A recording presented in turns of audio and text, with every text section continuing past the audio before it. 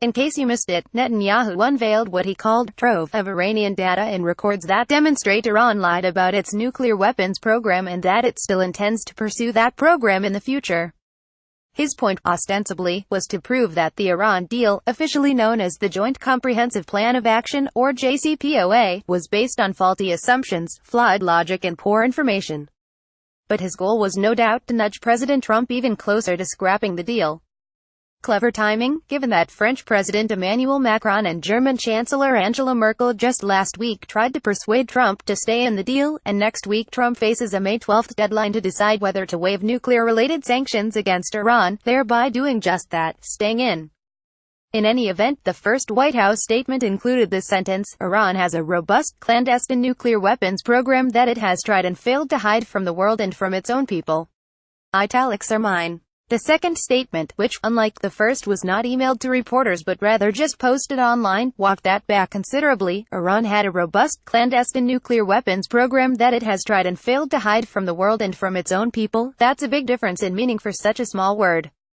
But then, as Mark Twain put it, the difference between the almost right word and the right word is really a large matter. 'Tis the difference between the lightning bug and the lightning. Now, to be fair, a spokesperson for the National Security Council fessed up, claiming it was a clerical error, which we quickly detected and fixed. Having made more than my share of mistakes in public statements over the years, I am inclined to give them the benefit of the doubt. And they did fix it, although the more appropriate way to do so would have been to issue the correction as aggressively as they issued the errant statement.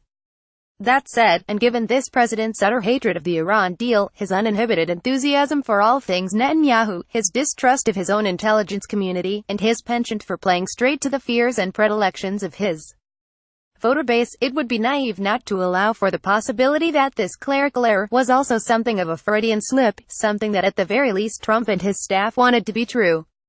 Because if Iran did possess a clandestine nuclear program after 3 years of the most intrusive international inspections ever imposed in a modern arms control agreement, well, then, it would be absolutely foolish not to tear up the deal, right? But therein lies the real rub with Netanyahu's presentation. It was just so much fluff. The Iranian documents revealed by the Prime Minister largely predate the JCPOA, are well known to European and American governments, and do not in any way indict the Iranians for violating, or even intending to violate, the deal. There's no smoking gun there. There's not even any smoke. One must believe that if the Israelis had found in this data collection proof of Iran's cheating, Netanyahu would have pounced on it. That he didn't suggests it just doesn't exist. It appears the presence of these documents alone represents to the Prime Minister some sort of moral or legal transgression. It doesn't. What it does represent, however, is full justification for the Iran deal itself. Yes, Iran had been working on getting a bomb. And yes, they lied about it. Enter the JCPOA. We secured that deal precisely because we didn't believe what the Iranians were saying about their program and because we didn't blindly trust that they wouldn't cheat going forward. But Netanyahu surely knows all that. He wasn't trying to reveal anything new. He was playing to an audience of one, giving Trump more red meat to throw to his base. And the president played right along. On Monday, in a Rose Garden news conference, Trump said Netanyahu's presentation proved he was 100% right about the Iran deal. "I'm not telling you what I'm doing," he continued, "but a lot of people think they know.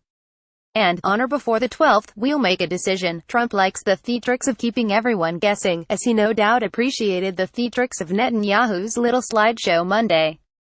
For his part, the Prime Minister quickly followed suit, telling reporters he believes Trump will do the right thing for the United States, the right thing for Israel, and the right thing for the peace of the world. Look, there's a lot not to like about the Iranian regime and what it is doing in the region.